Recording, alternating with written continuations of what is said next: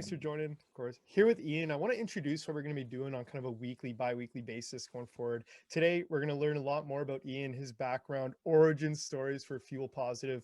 But going forward, going to, of course, talk about the company, the industry, and take as many questions as we can. We want it to be interactive. If anyone watching has questions, please drop them below, or definitely do some Q&A type videos going forward. But first things first, Ian, how are you? I'm great. I'm great. Nice to see you. Yeah, good, awesome. Well, I know we're enjoying early days of Canadian summer, so things are good. Yeah, Early openings too, but let's hop into it. Usually like to start your background, early career, past success, and we'll kind of ride that wave into Fuel Positive. sure. Yeah, no, I've had a rather varied career getting to where I am today. I actually started life as a photographer. Was one of the great Ansel Adams assistants very early on in my life when I was about 18, which actually introduced me a lot to environmental causes and concerns, and really helped set a path for me in my life going forward. My first career was as a commercial photographer. I did all sorts of different work around the world, photographing all sorts of different industries, people, places, architecture, food, you name it. So a very, very creative and varied history in terms of exposing myself to the world and the needs of the world as they presented themselves to me as I worked on assignment in different places. That career it really transformed into a multimedia career. I got into digital photography many, many years before anyone else was doing that in Canada. And this sort of sets the stage for me as doing things, being ahead of the curve on a lot of different endeavors in my life. But in the mid-90s, I started an internet marketing company when people were just starting to talk about the internet seriously. And myself and three partners built that company to a very successful conclusion. We sold in March of 2000 to Quebecor, printing right at the height of the market, or the top of the bubble, if you will. That was a great exit. And then I was really considering what to do next. I'd had a long interest in electric vehicles and obviously in environmentalism. So I started with a couple of partners, started a company originally was called Feel Good Cars, where we were taking 50-year-old cars and converting them into electric vehicles and selling those. And that was very much a cottage industry that took off. We had a tremendous amount of interest on that. So we actually changed the business model to produce low-speed electric vehicles that we sold all throughout North America. This is going back, sort of 2005, 2006. That company was called Zen Motor Company. And we built electric cars in Montreal. We sold them throughout the States. We sold over 1,000 of those vehicles long before anyone else was doing it. So it was really very much, leading that charge, if you will. And I was really interested in battery technology and energy storage technology, which was developing at the time. And we became interested in a company called eStore, based in Austin, Texas, developing solid state energy storage technology. Kleiner Perkins was an early investor in eStore. We kept investing in eStore over the years, took a controlling interest in that company, and that technology is actually still very active today. We have a group associated with NASA who's working on that solid state energy storage technology.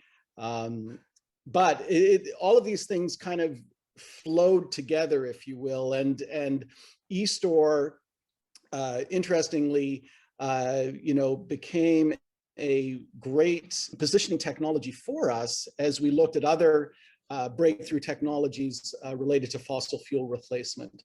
So about a year ago, we were introduced to a carbon-free ammonia technology that was being developed by a preeminent scientist, Dr. Ibrahim Dinser, and his team at Ontario Technology University. And this was a very, very significant advancement in the development and manufacturing of carbon-free ammonia, which is basically a fossil fuel replacement. So again, all of these pieces were fitting together, and what that introduction brought us to was an acquisition that we just closed back in April. We bought all of the intellectual property related to that technology that Dr. Dinser and his team had developed, and here we are today. We're just getting poised to produce our first commercial systems, which will go into demonstration pilot projects by the end of this year. We just filed a very significant provisional patent for the technology, and the team is building every day. So and the opportunities and interest is coming and growing every day. So it's been quite a journey, but interestingly, it's all kind of connected. And where I find myself sitting today is kind of a logical conclusion of a rather serendipitous past. Yeah, no, awesome. Wow. From photography to, making early electric cars kind of before everyone else to, here we are as the CEO of Fuel Positive. Wow. What a story, roller coaster, really. But that's awesome. And like you said, yeah, weirdly connected. So Yeah. extremely cool, kind of always on the bleeding edge, kind of ahead of the curve, as you'd say. And I guess you answered a bunch of the other questions I would have asked along the way, and now kind of walk me through. So kind of said the origin stories. Now talk me through the day-to-day, kind of week to week, month to month as a CEO of Fuel Positive today. Well, it's been again a great learning experience over the last 12 months. Ammonia, interestingly, is not one of those materials that you would take particular interest in. It's a commodity material. It's been around for 100 years. It has sort of 5% compound annual growth rate. It's used, 80% of it is used in agriculture as a fertilizer. So it's it's just once again, a commodity material. And interestingly, has of all the chemical manufacturing processes on the planet, probably has the most intense carbon footprint, right? So it's a huge contributor to greenhouse gas emissions based on the amount of ammonia that's produced every year. So an antiquated manufacturing technology that hasn't seen a lot of change over the decades. So to be introduced to a new way of producing ammonia with a carbon-free footprint opened up a whole bunch of opportunity and interest in what could that possibly mean, right? It has a huge impact, obviously, on agriculture. Agriculture is a highly carbon-intense industry, which needs carbon-free solutions. So that's one aspect of it that's really interesting. But as a fossil fuel replacement, it's absolutely fascinating because you can run internal combustion engines, running gas or diesel or even jet fuel, and convert those to run on ammonia, sort of the same way you would convert a propane, or rather a gas-powered engine to run on propane, right? So very well understood, and the kind of conversion that could happen. And then you're looking at, you got 2 billion internal combustion vehicles around the world every day, polluting like crazy. What's the alternative here? And of course, ammonia suddenly comes to the forefront of solutions. So it's been this, I mean, the sort of drinking from the fire hose, if you will, just learning about the broad applications for carbon-free ammonia. And the fascinating thing about what Dr. Dinser and his team have done is they have modular, scalable design, meaning that you can have your own ammonia production, carbon-free production system built by Fuel Positive, and you could have it on your farm, you could have it in your transportation company, your trucking company. You could be producing your own ammonia to burn as a fossil fuel replacement. You can have carbon-free ammonia to replace the ammonia that you use, dirty ammonia used today for agriculture, for fertilizer, for instance.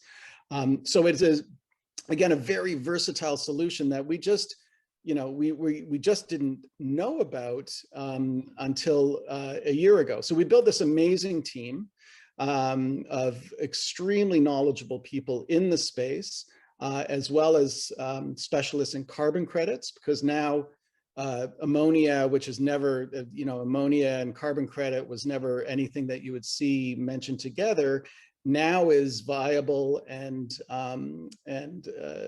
is applicable for carbon credits. So you can see a significant amount of value in the technology and in the material based on the carbon credits that it would also attract.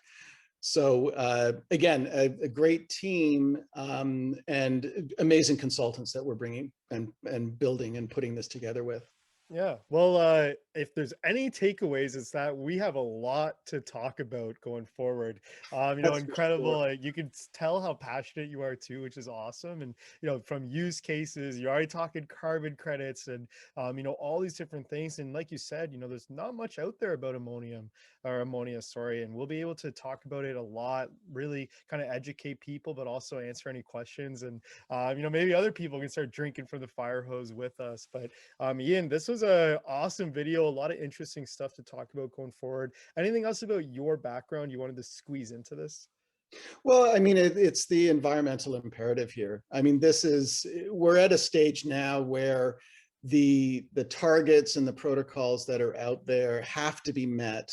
On our website and in our presentations, we quote Greta Thunberg from Sweden as an inspiration in terms of the technologies exist to do this. We don't have to invent anything profoundly new to make phenomenal environmental impact, positive impact globally. And we believe that our company and what we're proposing as solutions can help achieve those goals. And so we're really, again, very, very compelled by this and bringing in amazing people, an amazing team. It's all about execution today now. So yeah, and obviously lots to talk about. We can dive into each one of these different areas in a lot of detail, and I hope we have the opportunity to do that. Yeah, well, there you go. Well, anyone who's made it this far, thank you so much. Lots of segments to come, lots of cool videos to do. And please, if you've got questions, drop them below. Ian, thanks so much for joining this awesome intro video. Yeah, total pleasure. Thanks.